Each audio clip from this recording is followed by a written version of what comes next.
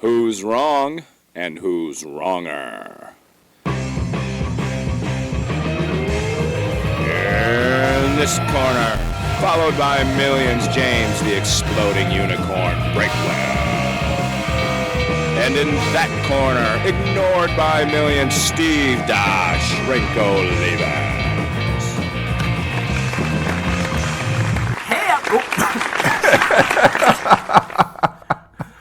Did you start out by choking? Holy cow, that was weird. Breathing is hard work. I have the first ever death on a podcast right here. Man, it's a shame these things aren't actually live.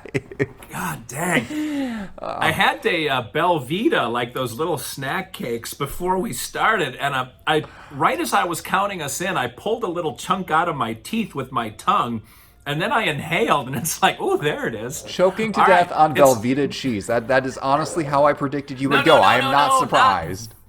Belvita with a B. Oh. They're like, James, I don't know how you eating like a metric ton of beef every week keeps traffic moving on the freeway, if you know what I'm saying.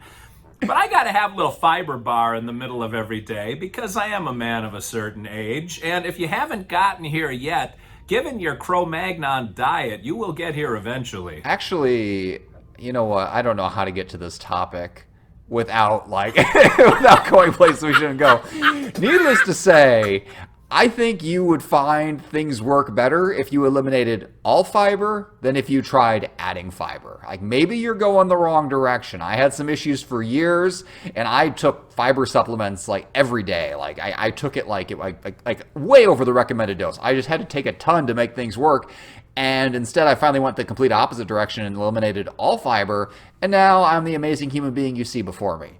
And I'm also not choking to death on weird cheeses. So take that for what it's worth. Meat has never tried to kill me.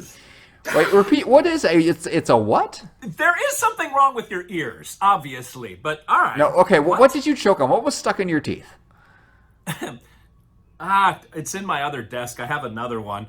They're called Belvita, and they're just little cakes. They're about 150 calories, and they got like 4 grams of fiber in them. So I have one every day instead Well, you know what? Death by cake is even better than death by Velveeta cheese, because that ties in with what we are going to talk about today. Oh my God. Whew.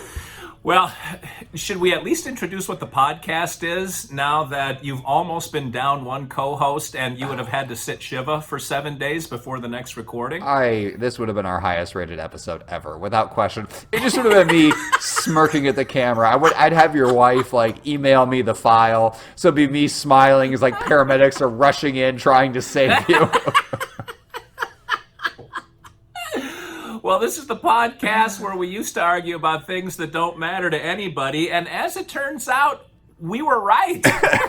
So now we argue about things that matter only to Judy P. And today, because of your newsletter, James, yes, which has been going to my spam folder, I had to scrape it out this morning because I didn't get one of your newsletters yesterday again, just like last week. So I don't know what the difference is. I think my computer's finally onto you, or the algorithm I programmed in for security is finally working. But you talked about pie at length, yes, and it just made me covet your kitchen table, James. You know, I don't miss my pie days or my cake days, but back when I was we had this debate once before, and I think I sided with cake, and I think that's still the right answer. My memory of flavor is correct. Cakes are superior in every way, and you are still wrong. By the way, before we get into this, I did want to say one of the pieces of flack that I get from followers I have that came over from the Breakwell ship on both Twitter and Facebook is, how come I have all these pictures of celebrities on my wall, but I don't have James Breakwell? Okay. And my answer, as you well know, has been historically, well, he's not a celebrity. I don't even know what you're talking about. But I did print out, and you can't see this right now, but you will when I send you the file. I printed out the picture that you have. It's you with one eyebrow raised, sitting earnestly in a chair. The classic and you're one. Kind of leaning forward like you care. You're listening. The one that no longer looks anything like me. Yeah, this one looks like a real human being, and you look like Skeletor got a bad haircut now. But I couldn't decide if I wanted to put this up. I only printed it on regular paper, as you can see. I don't want to waste my good photo stuff on you, but how would you feel? Let me just put this out there. Well, A, how do you feel not being on my wall of fame? Because you've been on the show twice. Oh. And B, how would you feel signing a picture and then taking a spot among my pantheon of gods here in Journey 5 studio? So, first of all, my absence from your wall takes up 0% of my headspace. Like, this is not in my list of top 10,000 concerns. But would I, to indulge my own ego, go on your wall of fame? 100%. I recommend waiting till I get new headshots whenever my hair grows out, if that ever happens. I kind of secretly suspect that I'm going to let my hair get longer and longer, and the last minute we're going to try to tweak it, and we're going to mess it up again, and this photo's never going to happen. But if it does happen, I will send you a picture that actually looks like me, and I will sign it, and I look forward to you sticking it in the worst possible spot on your wall. But I've got to know, like, actual overall numbers. How many people have even asked about why I'm not in your wall? Is it more or less than 3? I'm going to guess less. More? No, it's more than Whoa. 3. My over-under is 10. Wow. That is Yeah. more people than listen to this podcast. I am shocked. Was it one person 10 times? Well, the problem is they listen to my other one, and so it's the one that actually is engaging and entertaining and informative, and this one has you. So, yeah, it's come up several times over the last probably the year and a half or so, maybe 2 years, that I've been collecting pictures of all the celebrities that have been on my show, and once in a while I'll post a picture of, I have 2 walls completely covered now, and people are like, I don't see James Breakwell. I'm like, yeah, there's good reason for that. I don't need those kind of nightmares, that kind of headache. I don't need these problems in my life. But now it seems to have come to a head, James, and you've almost reached celebrity status, at least among the eyes of your followers. I will say the one thing I am jealous of is your unbroken wall space. Like, I don't have any place in my current house with that much space to hang things up. Now, granted, it takes me literally years to hang things up. I don't know if it's going to get cropped out or not, but there's 3 pictures in the corner right behind me. I guess it's on the other side of things that I've been waiting months to hang up, because you have to bring out a level and a drill and all of that. But like I used to when I actually had more of an office, there was a little more wall space, and I could hang up like my old book posters and things like that. And now if you look behind me, I mean, there's a tiny sliver of wall space, and then a giant mirror, and then these crazy built-in cabinets. Like, I think in old Victorian houses, they were just afraid of wall space, and they said, let's just throw random crap up there to take it up. So you are in a modern like strip mall with just bare, lifeless walls. You've got all the surface you need. It is a blank canvas to fill with people who are better than yourself. So good on you.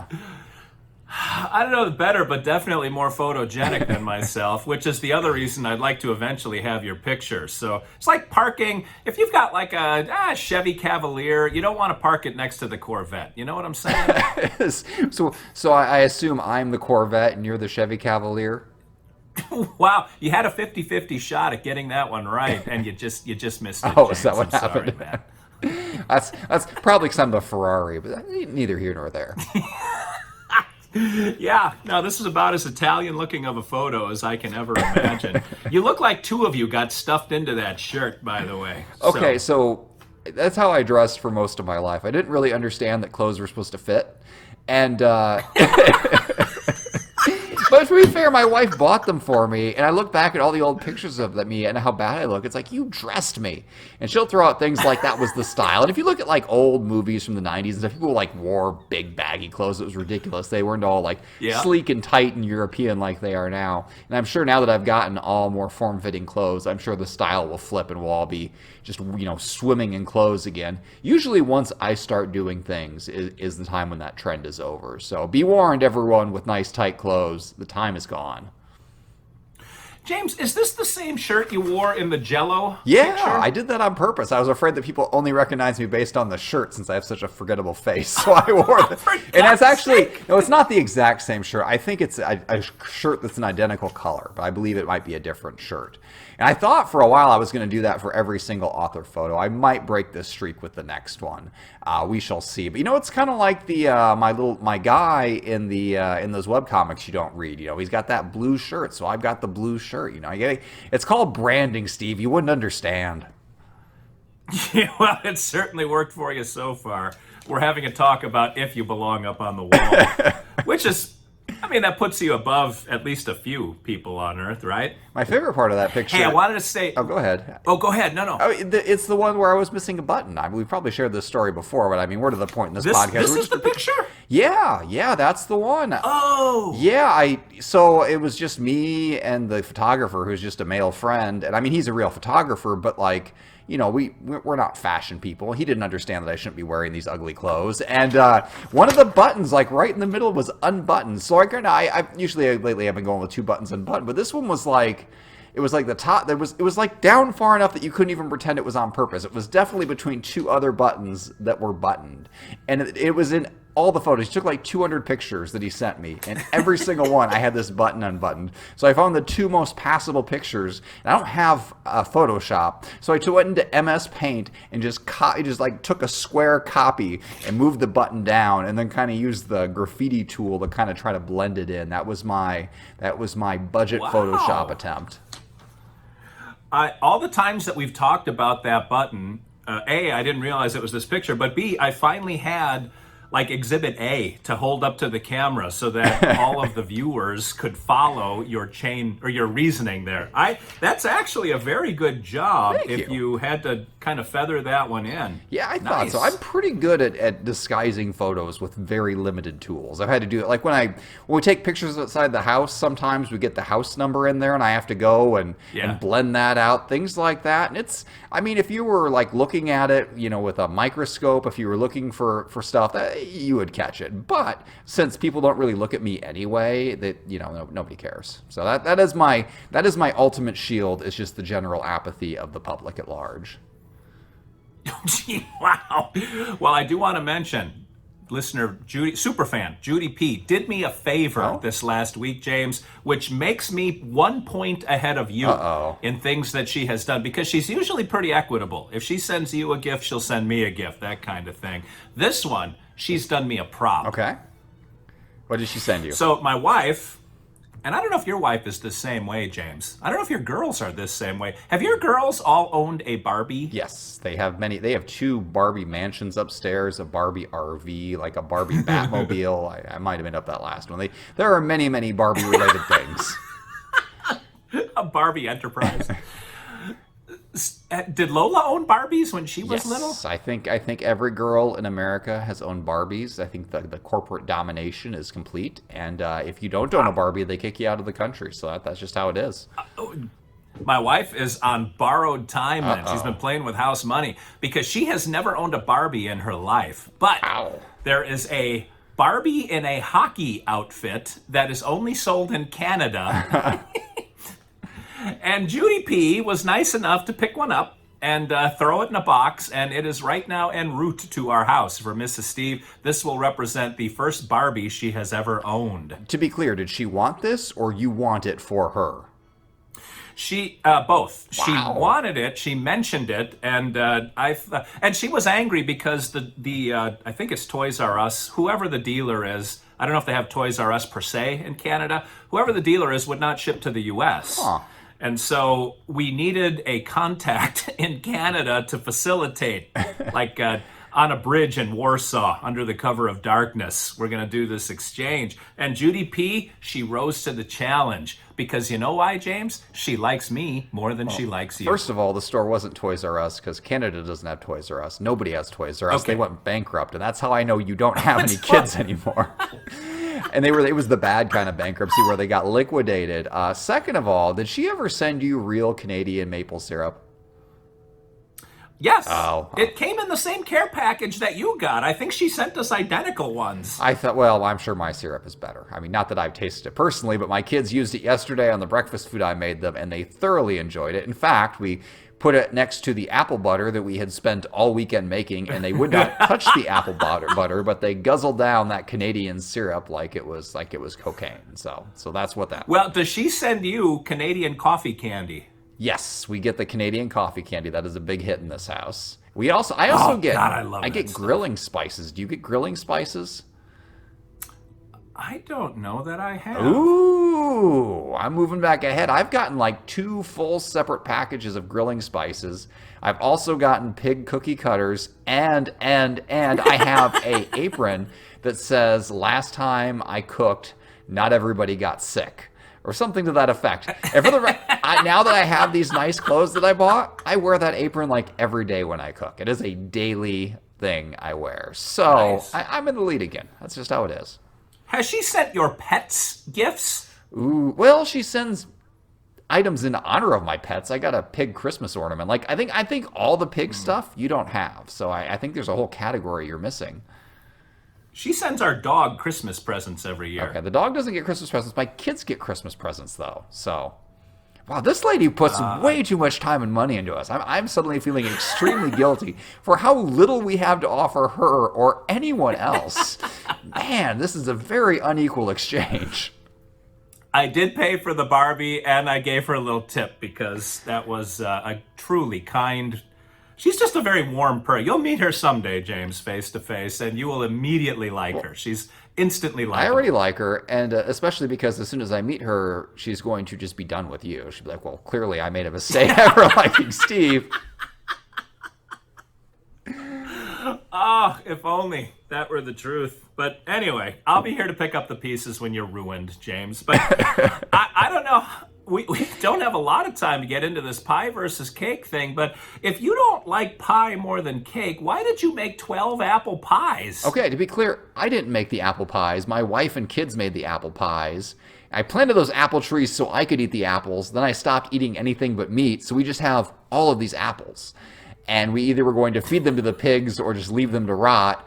And my wife's like, I'm going to make apple pies. So I picked all of the, well, not all the apples. I picked many apples. All of the apples in the internet sense that there was like 1 million apples.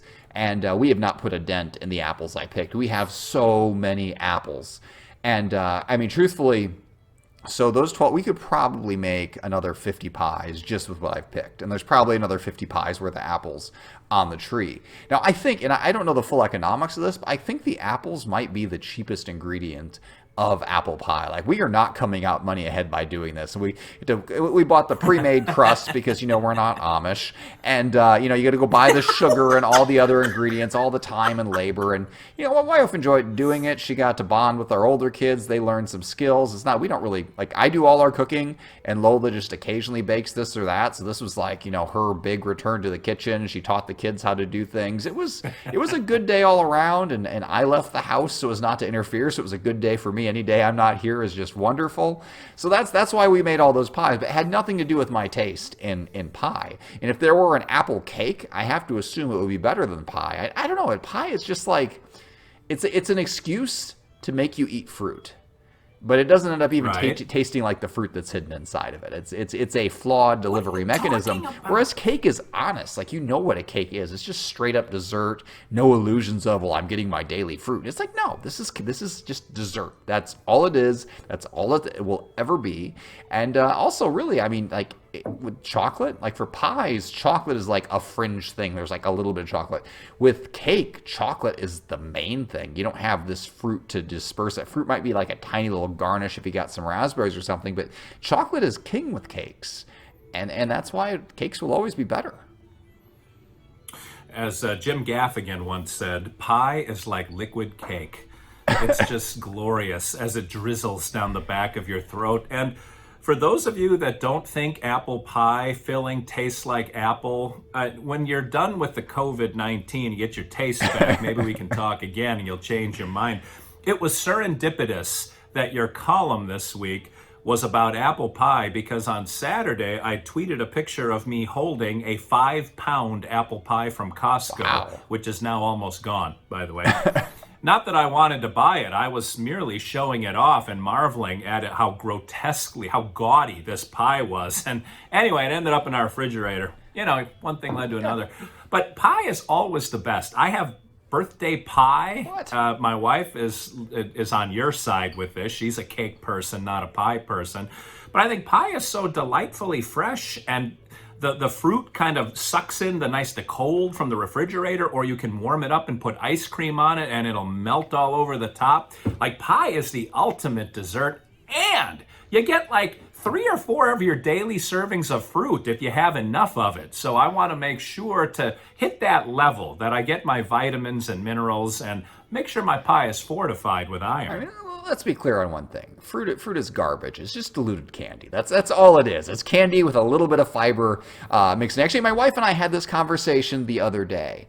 So fruit is to candy as cocaine is to crack. Like cocaine, candy is just more concentrated fruit. It's like you take all that sugar and you make it super dense and super concentrated. That's what it is. So fruit is like the bigger, fluffier candy. It's really not good for you in any capacity. So I feel like pie is just a lie from the start. It's like it's a dessert, but you get your healthy, you get this healthy fruit in there. It's like, no, you're just getting bulkier candy. That's all you're doing. You're eating like multiple different kinds of sugar, but in the end, when your body breaks it down, it's all just sugar. Which, I mean, if you're headed for an early grave anyway, I mean, go for it. Like, by all means, Steve, eat all the pie. I mean, we'll be lucky if that you lived through this episode. I'm kind of surprised you got through the intro. I really am.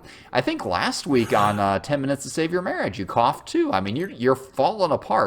And it's going to be the desserts that do you in, and I'm fine with that. Like, I'll be honest, if a pie finishes you off, I will convert. I will be 100% pie all the way for accomplishing that amazing task.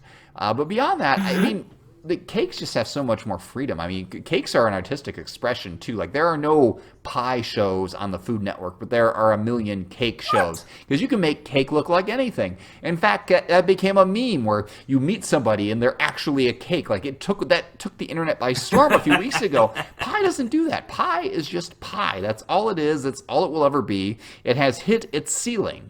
It is just there to make you feel slightly less guilty about eating dessert, and that's it.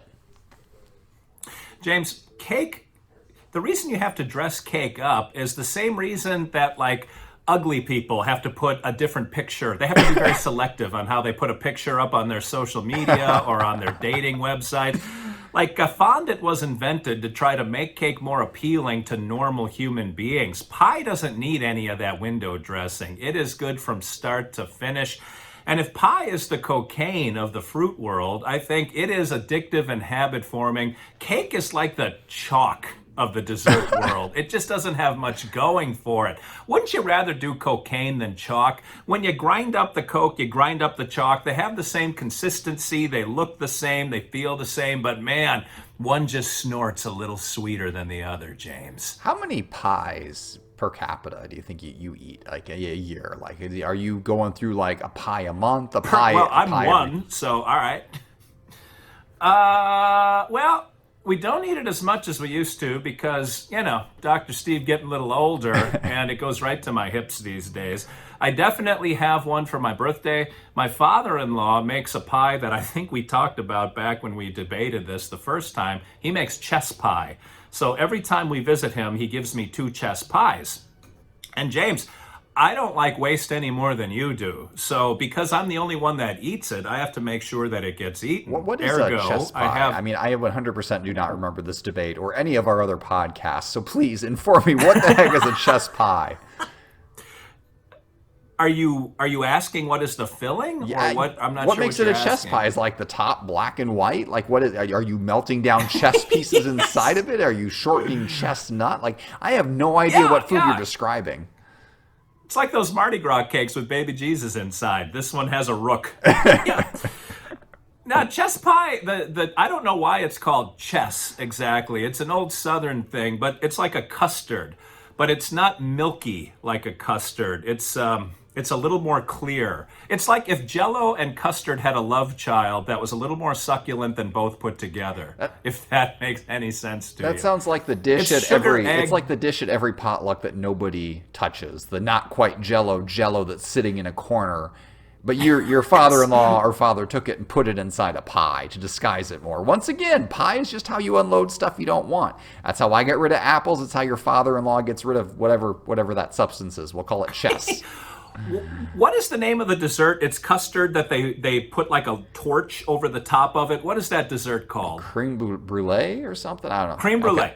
It's like the top, the caramelized top of creme brulee. Creme brulee, I guess, is the pronunciation. It's like the caramelized top of creme brulee, but a whole pie of that. I see. And you eat this all in one sitting, I assume, preferably while not choking? Or preferably while choking, with a depending on your spoon perspective. and a straw. Yeah, I snorf it. Yeah. And your wife won't touch it? Nope. Interesting. So she grew up with this and finds it inedible. And you did not grow up with She it. finds it reprehensible on like a moral level. I don't understand her aversion to chest pie. What gets killed to get put in there? Like, is there some endangered species of plant being harvested? I don't know, but it's just sugary, custardy, creme brulee goodness. I would say I'm going to look this right up after the podcast, but honestly, as long as we hit the stop button, I'm going to forget this podcast exists. No, but, we both know that. Yeah, but you know, when we debate this a third time someday, I look forward to forgetting all about it and having you explain it again and being disgusted all over again. Disgust is not in our repertoire, James. We have to have a strong stomach just to return to this show every week. And unfortunately, we're going to have to wrap it up and wait for another 7 days before we can do it again. James, that makes me sad, and I'm sure it fills you with sorrow. You know it. Oh, Jesus. Okay, so that's another episode that came to a grinding halt. We didn't coast to a stop. The road ended, and we kept driving. Until next week, this is Steve Olivas, Dr. Steve. For James, I hope I have a parachute break well, saying thanks for watching, thanks for listening, and remember, 2 wrongs can make a right.